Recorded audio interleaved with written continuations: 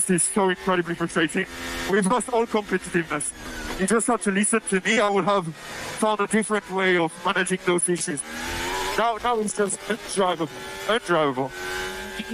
It's a miracle if we finish on the podium. Lewis Hamilton finishing P12. Now, on the surface, okay, it looked like maybe just an off day, a rare miss for him. But for those of us who really track the subtle shifts in the paddock, who look, beyond the obvious, it was a glaring signal. This P12, we think, was actually a hidden message, revealing a deep internal conflict brewing at Ferrari, a political drama far more complex than any race report could tell you. P12 in qualifying, most people called it a disaster. They saw the timing sheet and assumed Lewis Hamilton was struggling, maybe even losing his edge. But inside the Ferrari garage, it wasn't disappointment filling the room, it was tension. Silent, sharp and heavy. Not because Hamilton had underperformed, but because something didn't add up. The engineers weren't watching a failure, they were watching a move. And by the time the car rolled into Parc Fermé, some of them knew it. Hamilton hadn't collapsed. He'd set a trap. A quiet one, deliberate, precise. The kind of trap you don't notice until you're already in it. From the outside, it looked like just another off day.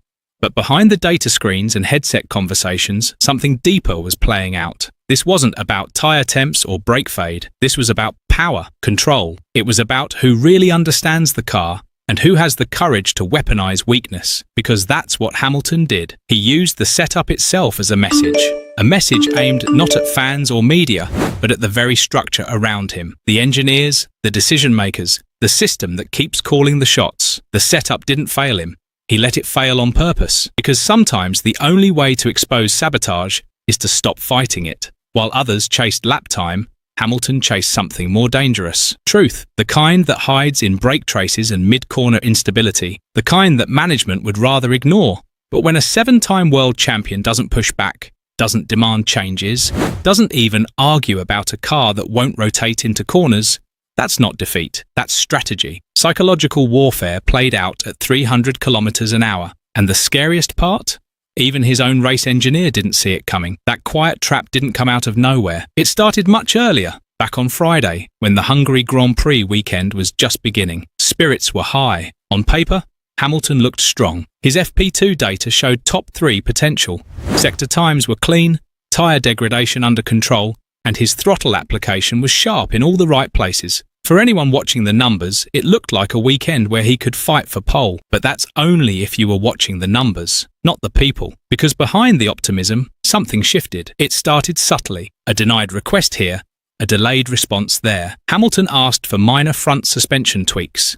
Nothing extreme, just a standard adjustment for corner entry stability. The answer? Not this session. Then came restrictions on damper mapping, limited flexibility on ride height changes. Nothing that screamed sabotage, but it was just enough to shift the car's behaviour away from his driving style. And if you've followed Hamilton's career, you know he notices everything. He saw it, he felt it, but he didn't say a word. He didn't argue in the post-session debrief, didn't question the modelling choices. That silence wasn't passive, it was bait. Let the team believe he's going along with it. Let them think he's accepted the car as it is. But underneath that calm exterior, a plan was forming, one that didn't involve fighting for pole, because he realised, maybe too early in the weekend, that this wasn't a fair fight. The car was being shaped to respond better in someone else's hands. The balance was off. The feedback loop felt closed. And yet, he stayed quiet. That's where the real story begins. Not in qualifying, but in the moment Hamilton chose not to resist. Not because he was defeated, but because he wanted the system to overplay its hand. When you can't change the car, you let the car change the story. And he knew, sooner or later, the data would speak louder than he ever could. By the time qualifying arrived, the trap was already set. Hamilton rolled out of the garage with a car that looked fast enough on paper, but felt unpredictable through every mid-speed corner. From the outside, it just looked like he was struggling. He missed apexes. His inputs looked twitchy. The car snapped under braking, floated at the rear, and refused to settle mid-corner. It was the kind of onboard footage people use to say, a driver's lost it. But inside the data room, the story wasn't so simple. Engineers combed through the telemetry after Q2 and couldn't make sense of it. The brake migration was inconsistent. One corner to the next, the balance kept shifting under him. When Hamilton flagged it earlier, the reply was short. It's within tolerance. That phrase, always calm, always clinical. But it's also the most dangerous phrase in motorsport. It means, "We know it's not right, but we won't fix it," and Hamilton didn't push back. He let them leave it. Later, after the debrief, one engineer, speaking quietly, almost to himself, said something that cut through the room. "This isn't driving, it's a demonstration," because that's exactly what it was. Hamilton wasn't trying to extract everything from the car. He was showing what happens when the system ignores his feedback. The cornering instability wasn't a mistake. It was a message. And P12, that was the headline. He wasn't pointing fingers. He didn't need to. The car's behaviour spoke for him. Turn in sharp, then unstable. Rear end loose, front overloaded, corner exits messy. Not once did it look like a setup made for a 7-time world champion. And that's the point. The setup wasn't made for him. The data made that clear. The inconsistencies weren't errors. They were symptoms of a larger problem. One that couldn't be denied once it played out in qualifying. He wasn't exposing his own limits. He was exposing the systems. P12 wasn't a failure. It was the spotlight. As the team reviewed the aftermath of qualifying, the patterns became impossible to ignore. Behind the curtain, the setup choices had clearly split. Just 3 hours before FP3, Lalure was granted full override control, permission to tailor the car exactly to his preference. Ride height adjusted, damping maps unlocked, aero balance fine-tuned for stability and comfort. On the other side of the garage, Hamilton's parameters were locked. No overrides, no last-minute tweaks. When he asked for changes, the response was quiet but final. Not this time. The reason? Internal sources say it was for data gathering, a phrase that sounds harmless until you realise what it actually means. He was the test case, the control variable, a live experiment on race weekend. Hamilton saw it. He understood it. And instead of pushing back, he let it play out. That was the most shocking part. Not that the car wasn't suited to him, but that he stopped resisting. The engineers expected frustration, debate, maybe even tension on the radio. But it never came.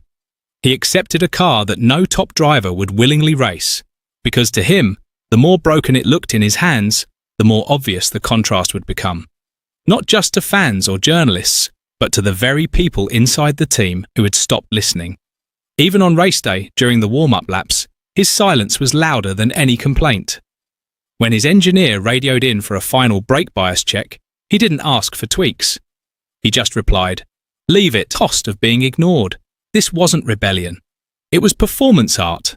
Every missed apex, every lift off the throttle, every instability, they weren't mistakes. They were messages.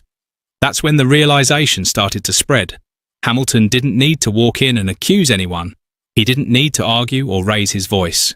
The data had already done it for him. And his engineer, the one who had been watching all weekend, wasn't shocked at how well Hamilton drove on Sunday.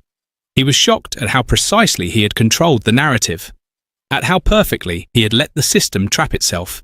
The race wasn't just about gaining positions. It was about forcing the garage to look in the mirror. This was more than just a fight over setup. It was a battle over trust, over whose feedback shapes the car and whose doesn't, over who gets listened to and who gets logged and labelled with intolerance.